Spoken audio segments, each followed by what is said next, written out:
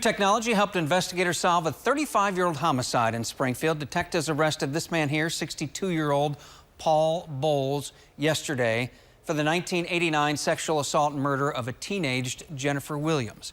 Reagan DeTrolio is live at SBD headquarters tonight with the new tools that help detectives crack this cold case. Reagan. Paul, police tell me DNA technology has improved drastically in the last 5 to 6 years. And after almost 4 decades of not having answers, the family of Jennifer Williams now has them. We might be able to help solve the case, based on today's advancements. 20 years after her death, a sexual assault kit showed that it was a man who attacked Jennifer Williams. The kit was tested again within the past year after major advances in DNA testing.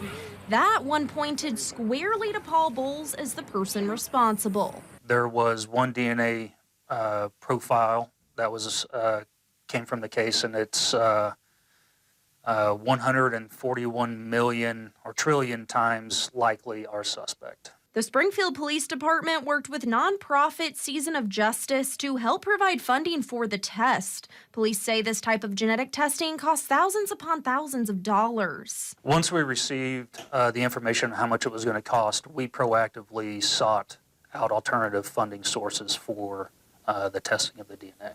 Analysts are now able to use more sensitive kits that have been developed, more sensitive machinery that has been developed that can sequence and analyze a DNA profile using a much smaller sample size than you could before. So now we're able to get a lot more usable, comparable profiles from, sample that 5 years ago would not have produced anything sufficient for us to use. Police say without these technological developments, they might never have been able to solve an investigation this old. The advancement in DNA technology allowed us to re-examine that same DNA, and that in turn gave us a match through the database searches to Paul Bowles.